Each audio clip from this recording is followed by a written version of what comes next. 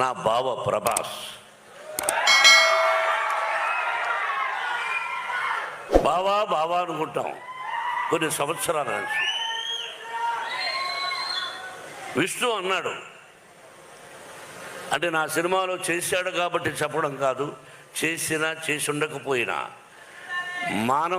మానవత్వం, మంచి మనిషి, మంచి హృదయం ఉన్నవాడు ప్రభాస్.